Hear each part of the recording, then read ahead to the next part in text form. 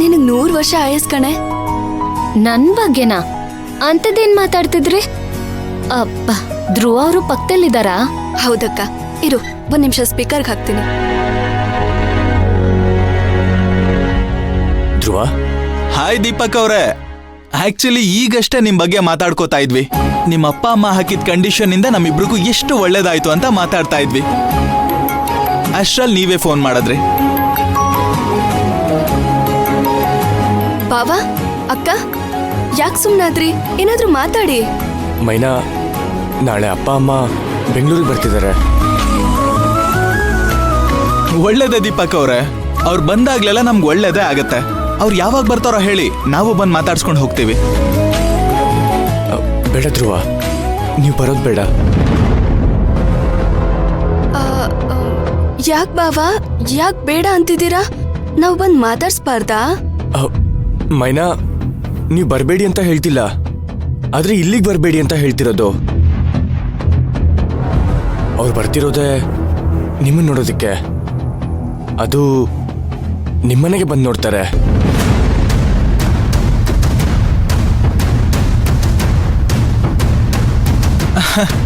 ಅದಕ್ಕೇನಂತೆ ದೀಪಕ್, ಬರ್ಲಿ ಬಿಡಿ, ನೀವು ಜೊತೆಲಿ ಬನ್ನಿ.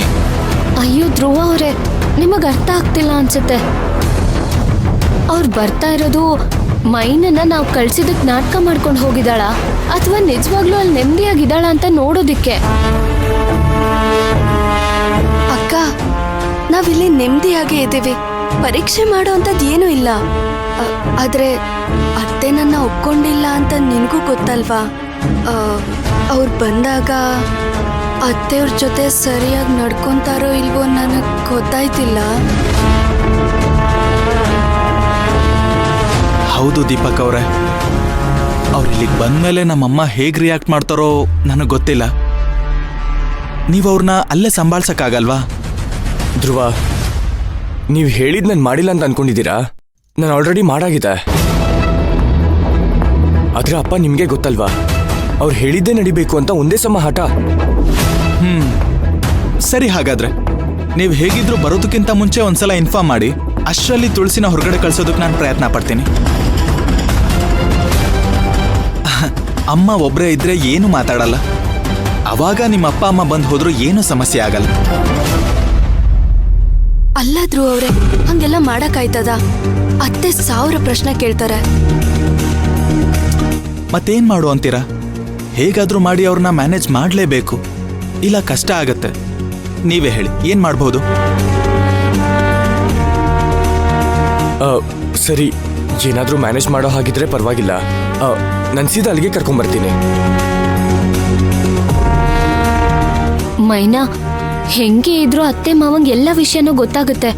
ಆಗ ನಂಗೂ ಸಮಸ್ಯೆ, ನಿನ್ಗೂ ಸಮಸ್ಯೆ. ಆ ದೇವ್ರು ಏನ್ ಅನ್ಕೊಂಡಿದಾನೋ ಹಂಗೆ ಆಗ್ಲಿ. ಸರಿ, ನಾನು ಫೋನ್ ಇಡ್ತೀನಿ.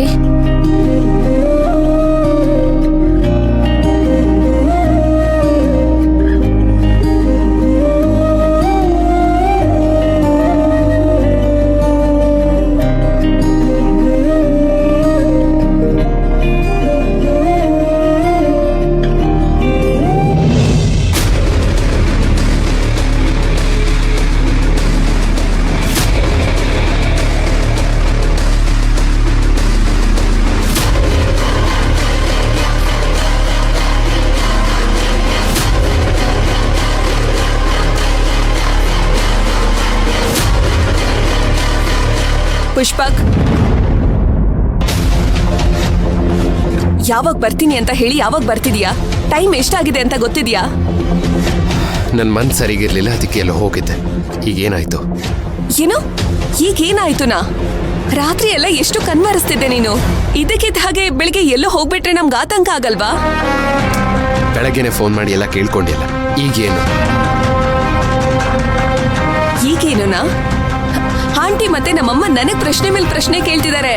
ಅವ್ರಿಗೆಲ್ಲ ನಾನು ಏನಂತ ಉತ್ತರ ಕೊಡ್ಲಿ?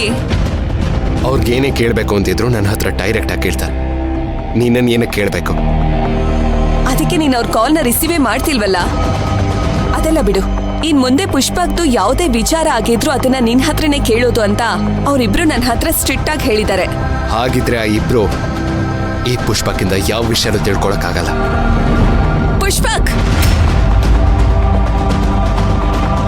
ಮತ್ತೇನೇನು? ನನ್ನ ಬಗ್ಗೆ ನಿನಗೇನು ಗೊತ್ತು? ನಿನಗೆ ಗೊತ್ತಿದ್ರೆ ಅಲ್ವಾ ನೀನು ಅವ್ರಿಗೆ ಹೇಳಕ್ಕಾಗೋದು. ಹೇಳು ನರ್ತನ, ನನ್ನ ಮನ್ಸಲ್ಲಿ ಏನಿದೆ ಅಂತ ನಿನಗೆ ಹೇಳಕ್ಕಾಗುತ್ತಾ? Come on speak. ಅದು ವೇಟ್ ನಾನೇ ಹೇಳ್ತೀನಿ. ಸದ್ಯಕ್ಕೆ ನನ್ನ ಮನ್ಸಲ್ಲಿರೋದು ಮೈನಾ ಮತ್ತೆ ಮೈನನ್ ಮಗು ಅಷ್ಟೇ. ಆ ಮಗುನ ನಾನೇ ನೋಡ್ಕೋಬೇಕು, ಪಕ್ಕದಲ್ಲಿದ್ದು ನಾನೇ ಸಾಕ್ಬೇಕು. ಪುಷ್ಪಕ್, ನೀನ್ ಮಾತಾಡ್ತಿರೋದ್ರಲ್ಲಿ ಏನಾದ್ರೂ ಅರ್ಥ ಇದೆಯಾ? ಯೋಚನೆ ಮಾಡಿ ಮಾತಾಡ್ತಿದ್ಯಾ? ಮೈನಾ ಮತ್ತೆ ಧ್ರುವ ಮದ್ವೆ ಮಾಡ್ಕೊಂಡಿದ್ದಾರೆ. ಇನ್ಫ್ಯಾಕ್ಟ್ ಆ ಮದ್ವೆನ ನೀನೇ ಮುಂದೆ ನಿಂತು ಮಾಡ್ಸಿದ್ಯಾ. ಅಷ್ಟೆಲ್ಲ ಆದ್ಮೇಲೆ ಇವಾಗ ನೀನೇ ಈ ರೀತಿ ಮಾತಾಡ್ತಿರೋದು ಸರಿನಾ? ಹೇಳು. ಯಾರಾದ್ರೂ ನಿನ್ ಮಾತನ್ನ ಕೇಳಿಸ್ಕೊಂಡ್ರೆ ಏನ್ ಅನ್ಕೋತಾರೆ? ಯಾರು ಏನೇ ಅನ್ಕೊಂಡ್ರು ನಾನು ಕೇರ್ ಮಾಡಲ್ಲ ನರ್ತನ. ನಾನೇನ್ ಮೈನನ್ ಮೇಲೆ ಆಸೆ ಪಡ್ತಿಲ್ಲ. ಆದ್ರೆ ಮೈನನ್ ಹೊಟ್ಟೆಲ್ ಬೆಳೀತಾ ಇರೋ ಮಗು ಕಂಡ್ರೆ ನನ್ಗೊಂಥರ ಸೆಳೆತ. ಅದೇನು ಅಂತ ಹೇಳಕ್ ಆಗ್ತಿಲ್ಲ ನರ್ತನ. ಆದ್ರೆ ಮನ್ಸ್ಫೂರ್ತಿ ಆ ಮಗು ಬಗ್ಗೆನೇ ಯೋಚನೆ ಮಾಡ್ತಿದ್ದೀನಿ. ಆ ಮಗುಗೋಸ್ಕರ ಮೈನನ್ನ ಚೆನ್ನಾಗಿ ನೋಡ್ಕೋಬೇಕು ಅಂತ ಆಸೆ ಪಡ್ತಾ ಇದ್ದೀನಿ ಅಷ್ಟೇ. ಪುಷ್ಪಕ್, ಲಿಸನ್. ನೀನ್ ಯೋಚನೆ ಮಾಡ್ತಾ ಇರೋ ರೀತಿ ತಪ್ಪು ಅಂತ ನಿನಗೆ ಅರ್ಥ ಆಗ್ತಿದ್ಯಾ? ಈಗ ಆಲ್ರೆಡಿ ಆ ಧ್ರುವ ಮಗುನ ನಂದೇ ಅಂತ ಅಕ್ಸೆಪ್ಟ್ ಮಾಡ್ಕೊಂಡಾಗಿದೆ. ಹಾಗಿದ್ದಾಗ ಆ ಮಗು ಮೇಲೆ ನೀನು ಅದ್ ಹೇಗೆ ಅಧಿಕಾರ ಚಲಾಯಿಸ್ತೀಯಾ? ನಾನೇನ್ ಅಧಿಕಾರ ಚಲಾಯಿಸ್ಬೇಕು ಅಂತ ಅನ್ಕೋತಿಲ್ಲ ನರ್ತನ. ಆದ್ರೆ ಆ ಮಗು ನನ್ನ ಜೊತೆ ಇರಬೇಕು ಅಂತ ಆಸೆ ಪಡ್ತಾ ಇದ್ದೀನಿ. ಇದೆಲ್ಲ ನಿನಗೆ ಅರ್ಥ ಆಗಲ್ಲ ಬಿಡು. ನಿನಗೆ ಅರ್ಥ ಮಾಡಿಸೋದಕ್ಕೂ ಆಗಲ್ಲ. ಪುಷ್ಪಕ್, ನೀನ್ ಮಾತಾಡ್ತಿರೋದ್ರಲ್ಲಿ ಲಾಜಿಕ್ ಇಲ್ಲ.